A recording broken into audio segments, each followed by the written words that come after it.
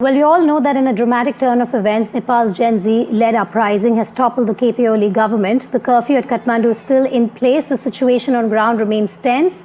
Now, the former Prime Minister has left Kathmandu, but is said to be in the country still.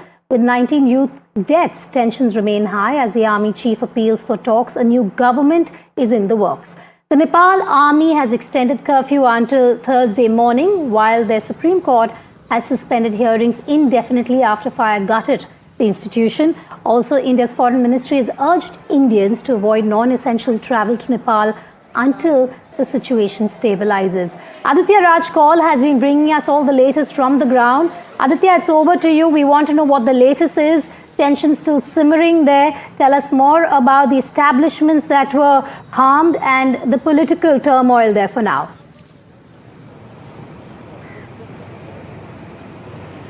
Well, yes, this is nothing less than a democratic coup that is happening here, Vedika. Over the last 3 days, we've seen dramatic visuals of the violence, of the protests, and the seething anger among the youth of Nepal who want a change in the political establishment and the way things have worked here for years together. They're against corruption, they're against the elitist way of life, the lavish life that the political leaders had been leading, even though the downtrodden and including the youth of Nepal had been suffering for a very long time with no jobs, with economy at an all-time low, and clearly no visible change in the political character of Nepal. So there has been, of course, a lot of violence. We've seen the Nepal Parliament, the Supreme Court, apart from that, the residences of key leaders being ransacked, gutted completely.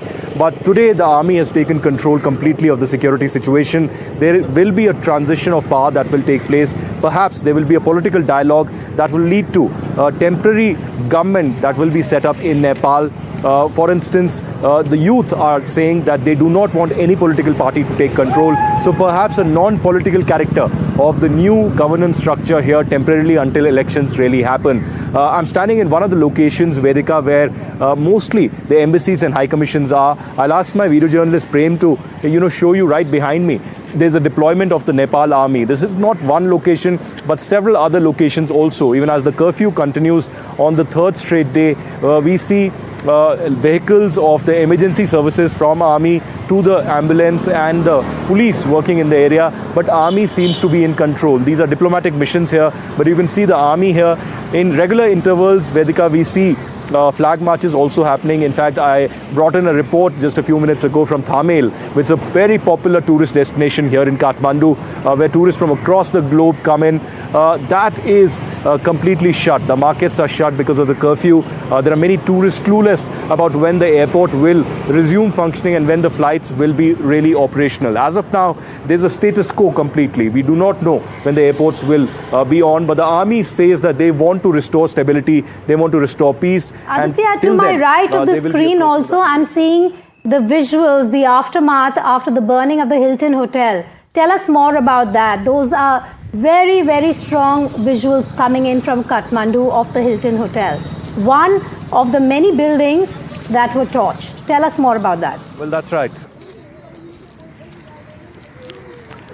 Well, that's right, Vedika. Hilton is also not very far from where I am standing right now. In fact, there were accusations that, Hilton was owned by the former Prime Minister Devastation and his family members. And that was one of the central areas where the elitist and those with a lavish lifestyle in the political center of Nepal had been going regularly. So the anger erupted not just in the government buildings, the seating of power, but also Hilton Hotel. In fact, apart from the Hilton Hotel, very dramatic visuals of how that was attacked. We also had the Kantipur Media that was attacked, one of the buildings of Kantipur Media, one of the biggest malls and trade establishments here was also attacked and completely gutted. So all across Kathmandu, if you drive, if you walk, every few kilometers you see some building or some central government establishment that has been completely gutted, completely devastated. As of now, as I said, there's a status quo.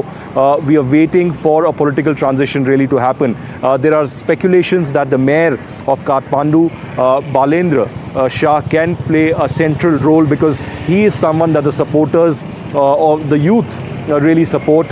And he's someone who's been non-controversial. He's not been figuring out in the media. He's not speaking up much, but he has been appealing for calm. He's been distributing water amongst the protesters as well. So as of now, we do not know where KP Sharma Oli is. He's resigned. The government is over completely. There's a democratic coup. But apart from that, Vedika, KP Sharma Oli could be stationed at a safe location by the army, or he could have left already for Dubai, UAE. It's not clear at this stage where he is. But apart from him, several other ministers, several other politicians have taken refuge with the army or the security establishment. As I said, the army controls the situation right now, and perhaps in the evening we could see more developments on a political dialogue and what will be the way forward. Amid ongoing unrest in Nepal, the Sashastra Seema Bal has heightened security along the Indo-Nepal border. Here's a report. The impact of unrest in Nepal can be felt in India as well. We are at Raxaul border, which is a very important Indo-Nepal border in Motihari.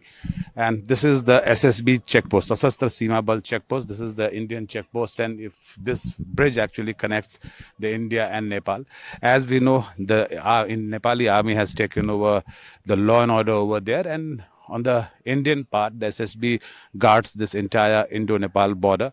So now they are not letting anyone cross to Nepal, whether he or she is a Nepali citizen or an Indian citizen. Nobody is being allowed through the bridge to get into Nepal. This bridge usually used to remain crowded, and this was a bridge where you would always often witness huge jam because of the flux of people actually crossing over to each side. But now, because of the tension there in Nepal, this has been completely, the people are not being allowed. Forget the vehicles, even the walkers are not being allowed actually to cross over to Nepal, or for that matter to cross into India.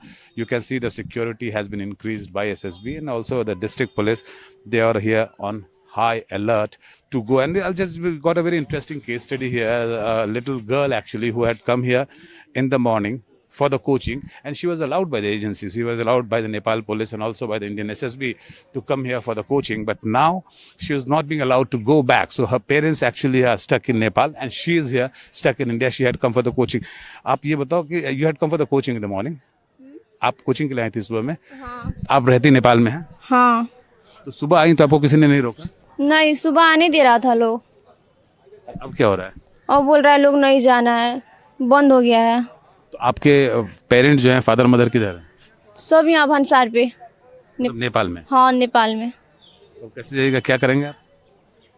पता नहीं कब जाऊंगी, कुछ भी पता नहीं है.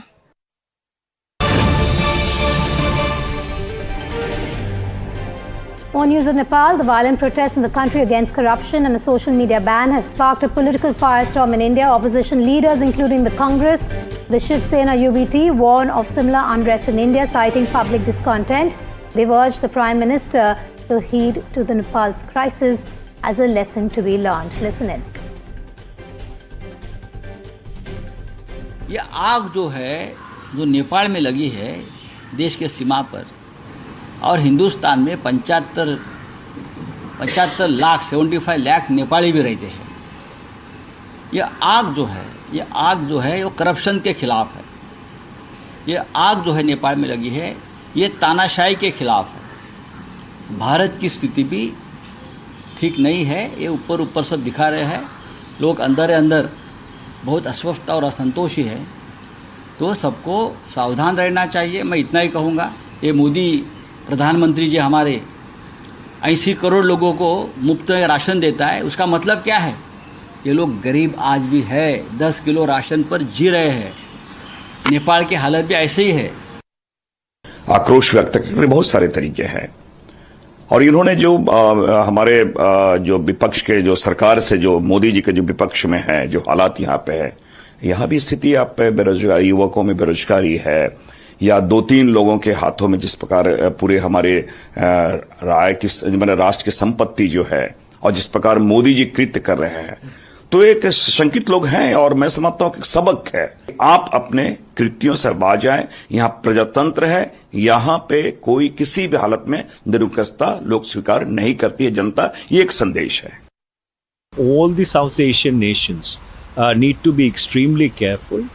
There should be a systematic and proper attempt made to get to the bottom of whether this campaign in Nepal, the Nepo Kids, as it is called, was it a systematic, spontaneous upsurge, or was it a systematically orchestrated campaign to think that what happened in Bangladesh and is now happening in Nepal is just coincidental?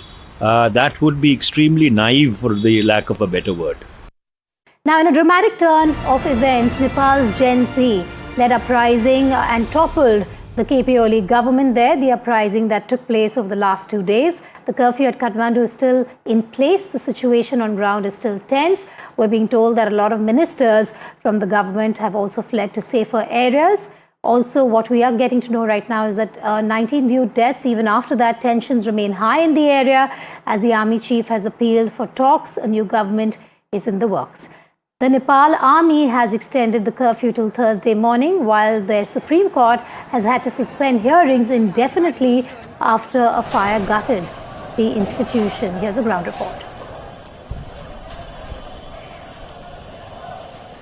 NDTV has reached the residence of the Deputy Prime Minister of Nepal, Prakash Man Singh. He was a senior leader of the Nepali Congress as well. And you can see the kind of devastation that is happening at his residence at a very popular Tamil area of Kathmandu in Nepal. These are charred vehicles, multiple vehicles. I can spot, in fact, at least 4 to 5 vehicles that are completely charred and burnt here, parked in the compound of his residence here in Tamil of Kathmandu. We're being told that, day before yesterday, early morning at 3 a.m., he has already fled his Kathmandu home because he knew the circumstances are getting out of hand.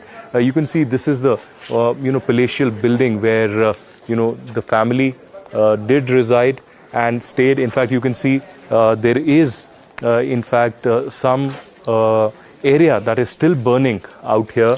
The entire house has been completely gutted and destroyed. If we walk a little further, apart from these vehicles, this is the entry to the residence of the Deputy Prime Minister Prakash Man Singh, which is completely, burnt, as you can see, completely destroyed. At one point in time, just about 36 hours ago, this would have been a palatial bungalow in the heart of Kathmandu in Tamil, but now it's completely destroyed. This is the fate of the KP Sharma Oli government and the Communist government and the Nepali Congress leaders who have faced devastation all across in this entire area. Ji? Okay. So I'm being told that there still things are burning to not touch anything because it could be dangerous. So you can see multiple vehicles completely charged, the compound completely burnt, and this is one such example of the devastation that has happened, not just in government buildings, the symbols of the power of KP Sharma Oli, but also several leaders, several ministers of different political parties here in Nepal. Right now, we are at the Supreme Court complex of Nepal. Well, this became the target of the young protesters last evening. And right now, the priority of the army, which has been deployed here, priority is to cool down the fire which was set last evening by the protesters. They're trying to salvage whatever little they can, the legal documents of the Supreme Court, the files, all related to the cases, the judgments, all are burnt into ashes. We can still see the fumes coming out of the almirahs which stored the documents. The Supreme Court officials and the lawyers and the young volunteers are helping here to douse the fire. There are 2 fire brigade vehicles parked here, and we can see that the fire is still on here, and the priority right now is to douse the fire in this Supreme Court complex. Well, this became the target of the young protesters last evening when they wanted to send a message to the political class, to the establishment, that they have lost faith in their system, and that's when these protesters started targeting institutions like these. The Supreme Court was also not spared here. News just coming in a day after protesters set the Nepal Supreme Court on fire. There is a scramble now to save key files and documents that were gutted in the fire. Visuals showed lawyers taking out files that were unscathed in the inferno. Sikta now joins me live from Kathmandu. Sikta, that is very crucial. In fact, you have so many files stacked up in the Supreme Court, a lot of them now burnt and destroyed. Right.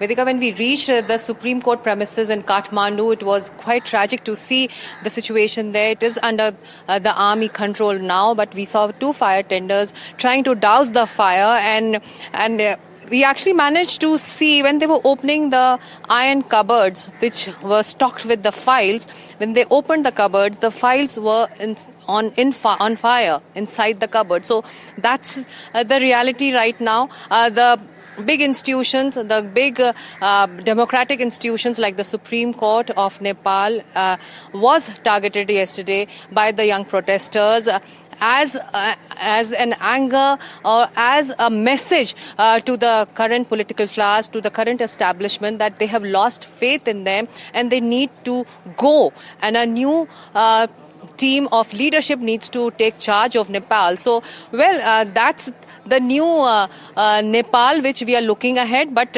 right now, these institutions, these establishments which were targeted, the challenge right now for the new caretaker government or the interim government or even for the army chief is to stabilize these institutions, make it work, make it function as soon as possible. Supreme Court legal documents and their judgment files, we all know how important they are in our legal system. So the challenge will be for the new government and the new leadership to restore peace and stability as soon as possible, and then make these democratic institutions function. Well, the challenge will be more related to infrastructure, because as the visuals we can see, it's all in ashes, the documents all burnt, the infrastructure all burnt down, charred, glass panes, window sills all broken. So Yes. it is a challenge for the new government, for the infrastructure to get back to its running, and well, that will be the new challenge. But the biggest tragic thing is that the files were all charred and burnt, and whatever they could salvage, they were trying to do that when we reached Right. there, Vedika. Sikta, thanks for joining us live.